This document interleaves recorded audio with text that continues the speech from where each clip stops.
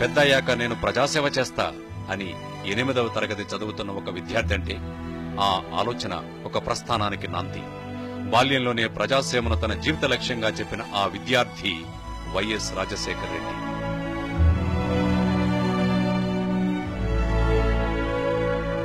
గుల్బర్గాలో MBBS చదువుతున్నప్పుడు కష్టాల్లో ఉన్న తోటి విద్యార్థులకు ఫీజులు కట్టి ఆదుకున్న విద్యార్థి సంఘం నాయకుడు వైఎస్.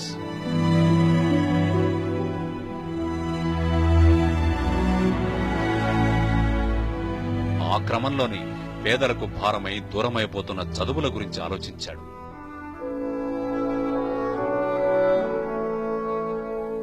ఎస్వి మెడికల్ కళాశాలలో హౌస్ సర్జన్ అసోసియేషన్ ప్రెసిడెంట్ గా పనిచేసిన వైఎస్ 10 మంది వెంట నిలబడ్డాడు. 10 మంది కోసం పోరాడాడు. డాక్టర్ అయిన తరువాత తను పుట్టిన క్యాంబెల్ మిషనరీ ఆసుపత్రిలోనే వైద్యం అందించారు.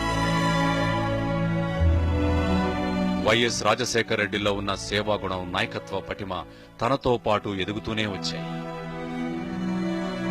చాలా తపన ఉండేది అసలు. అంటే పవర్లో లేనప్పుడు కూడా, అసలు యాజ్ ఎ డాక్టర్గా ఉన్నప్పుడు కూడా ఏదో చేయాలని చాలా తపన ఉండేది. వైఎస్ రాజశేఖర రెడ్డిలో నిబద్ధత, సేవా తత్పరత గమనించిన తండ్రి వైఎస్ రాజారెడ్డి స్వంత ఊరిలోనే ఒక హాస్పిటల్ ప్రారంభించారు.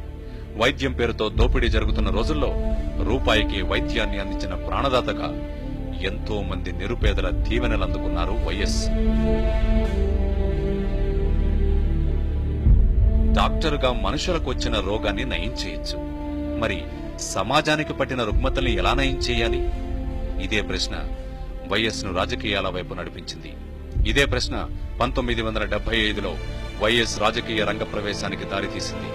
1978లోనే 29 సంవత్సరాలకే ఎమ్మెల్యేగా అసెంబ్లీలో అడుగుపెట్టిన వైఎస్ ది మడమ తిప్పని రాజకీయ ప్రస్థానం.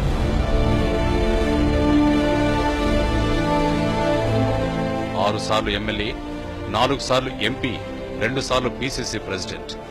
33 ఏళ్లకే పీసీసీ పగ్గాలు చేపట్టిన తొలి వ్యక్తిగా ఆంధ్రప్రదేశ్ రాష్ట్ర చరిత్రలో ఒక కొత్త అధ్యాయానికి శ్రీకారం చుట్టారు. 1998లో ప్రతిపక్ష నేతగా ప్రజల పక్షం నిలబడ్డారు వైఎస్. ఇక అక్కడి నుంచి అతని గొంతే ప్రజల గొంతు. ప్రజలు సంధించే ప్రశ్నలే అతని ఆయుధాలు. జీవితంలో చాలా పోరాటాలు.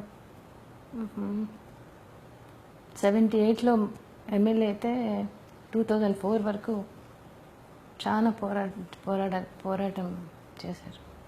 నిత్య సమ్మతవాదని, నిత్య పోరాటవాదని. అన్ని పోరాటాల్లో కూడా